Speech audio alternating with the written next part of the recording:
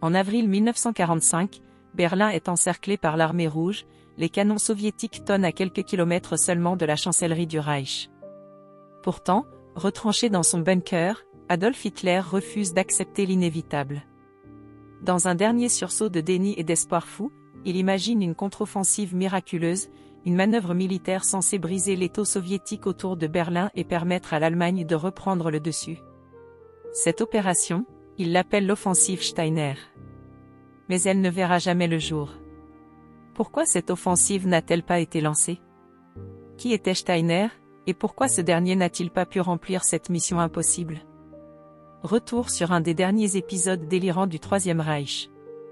Le 15 avril 1945, Hitler, déjà affaibli physiquement et mentalement, ordonne au général Félix Steiner de mener une offensive pour dégager Berlin. L'objectif est simple dans l'esprit du dictateur, les unités de Steiner, composées de la 11e division Panzergrenadier et d'autres débris de division, doivent contre-attaquer l'armée rouge qui progresse inexorablement vers la capitale allemande. Mais cet ordre repose sur un fantasme. Félix Steiner, ancien officier des SS, commande un groupe d'armées fantômes. Ces unités sont réduites à peau de chagrin, à court de carburant, de munitions et d'hommes valides. L'idée même qu'une telle force puisse mener une attaque significative contre les soviétiques est absurde. Les généraux le savent, Steiner le sait, mais qui oserait dire la vérité à Hitler? Pour comprendre pourquoi cette offensive n'a jamais été lancée, il faut se pencher sur l'état de l'armée allemande en avril 1945. À ce stade, l'Allemagne n'a plus les moyens de mener une guerre conventionnelle. L'industrie militaire s'est effondrée sous les bombardements alliés, les communications sont chaotiques, et surtout, les troupes ne sont plus que l'ombre d'elles-mêmes. Les divisions censées participer à l'offensive sont composées de jeunes adolescents enrôlés de force et de vieux soldats épuisés. Beaucoup manquent d'armes et certains sont envoyés au combat avec des fusils obsolètes datant de la Première Guerre mondiale. L'ordre de Hitler prévoyait que le groupe d'armées Vistule, dirigé par le général Gotthard Henrici, mène une attaque coordonnée avec Steiner pour soulager Berlin. Steiner devait engager la bataille en prenant de flanc les soviétiques qui progressaient vers la capitale. Le problème majeur était que les forces dont disposait Steiner n'existaient pratiquement plus. Officiellement, son groupe d'armées incluait des restes de la 3e Panzer Army, qui elle-même était exsangue après des mois de combat contre l'armée rouge. Il était censé recevoir des renforts des restes de la division Nordland, une division de Waffen-SS composée de volontaires scandinaves, ainsi que d'autres unités éparses de la 4e armée Panzer. Mais ces forces avaient été largement anéanties lors des combats en Poméranie et dans les plaines de l'Oder. Les divisions encore opérationnelles étaient encerclées ou en pleine retraite chaotique. Les soviétiques, ayant anticipé toute tentative allemande de résistance, avaient déjà laminé les forces allemandes en Prusse orientale et en Poméranie. Lorsque Steiner reçut l'ordre de lancer son offensive, il savait que ses unités étaient trop dispersées et affaiblies pour organiser une action coordonnée. D'autre part, les réserves blindées nécessaires pour appuyer une contre-attaque n'étaient tout simplement plus disponibles, la majorité des chars avaient été détruits ou manquaient de carburant.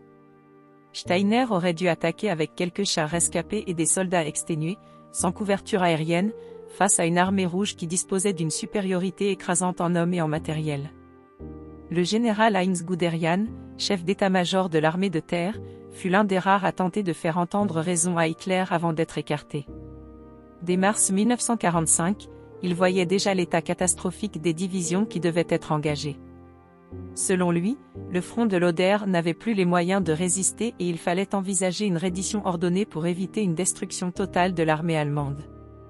Lors d'une rencontre tendue avec Hitler, Guderian tenta d'expliquer que les divisions de Steiner n'étaient que des restes d'unités déjà défaites et qu'il était suicidaire d'espérer une quelconque contre-offensive.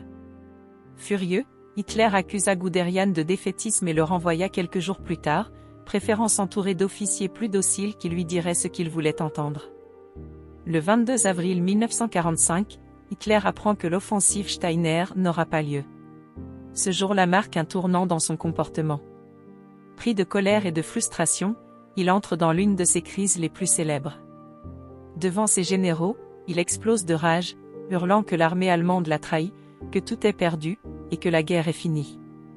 C'est lors de cette réunion qu'il admet, pour la première fois, qu'il a perdu la guerre. Mais ce moment ne change rien à la réalité militaire. Berlin est condamné. Steiner, lui, reste en vie et ne participera pas aux dernières batailles acharnées qui se déroulent dans la ville. Hitler, de son côté, s'enfonce dans un délire paranoïaque, accusant ses généraux de trahison et refusant d'accepter la vérité. L'abandon de l'offensive Steiner signifie que Berlin restera sans défense efficace face à l'armée rouge. Moins de 10 jours plus tard, les troupes soviétiques déferlent dans la capitale, traversant les ruines d'un Reich millénaire qui n'aura duré que 12 ans. Hitler, voyant l'inéluctable arriver, se suicide le 30 avril, suivi de plusieurs de ses proches. Félix Steiner, quant à lui, parvient à s'échapper du chaos berlinois. Contrairement à de nombreux officiers SS, il évite d'être jugé pour crimes de guerre et finit ses jours paisiblement en Allemagne de l'Ouest, loin des horreurs du bunker et des rêves brisés du Troisième Reich. L'offensive Steiner restera dans l'histoire comme l'un des derniers épisodes absurdes de la Seconde Guerre mondiale, une preuve supplémentaire du déni dans lequel Hitler était enfermé dans les ultimes jours du conflit. Cette opération fantôme, issue de l'aveuglement et du refus de voir la réalité, illustre bien la fin pathétique d'un régime qui avait d'abord semblé invincible. Si cette vidéo vous a plu, n'oubliez pas de laisser un like et de vous abonner pour bientôt atteindre les 1000 abonnés. Merci et à bientôt.